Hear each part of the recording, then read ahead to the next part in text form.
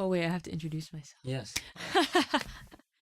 My name is Lakin. I am a singer-songwriter, and this song is called Mi Lado. It is my first attempt at writing a song in Spanish, and it is the third single off of my upcoming album, Silent Conversations. On Mi Lado, it was a little bit different than Echoed Love and Silent Conversations in that this song was recorded with a live band, so it's much more similar to the previous style of songs that I've released in the past. On this song, I was able to play with 4 amazing musicians. Joseph Salcedo was the bass player on Mi Lado, and he also played on Echoed Love and Silent Conversations as well. Joseph and I met in college, so we've been playing for a long while. I actually met Rob Finucane, the keyboardist, through Joseph. They play in a band together called Jumanji.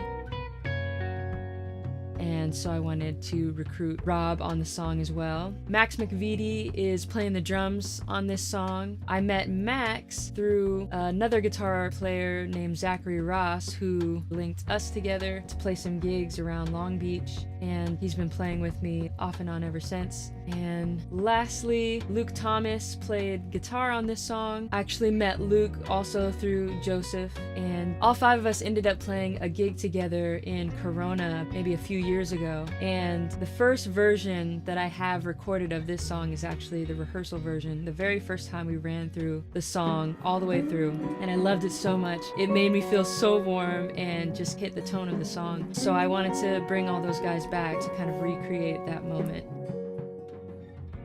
The inspiration for this song came from the first time I had taken a trip over to Boston in the fall, and I was driving down the freeway to the place that I was staying for the night. It was the golden hour, so it was sunset, and the colors were just so vibrant and like nothing I'd ever seen that I was just so inspired, and I literally heard a guitar part in my head that ended up becoming that guitar motif that comes throughout the song. And I just started singing it to myself. As a matter of fact, in my voice memos where I sang that original part, I think I had actually titled it Autumn in Boston because that was the only thing it reminded me of at the time. And then one of the first lyrics is, "It's vintage warm but far from home." And that vintage warm struck a chord with me so much that I almost named the song Vintage Warm.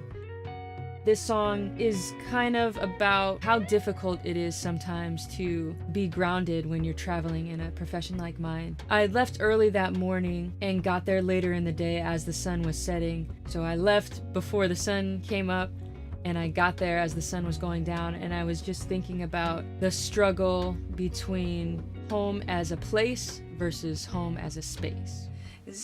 Yeah, that one. That version. Yeah.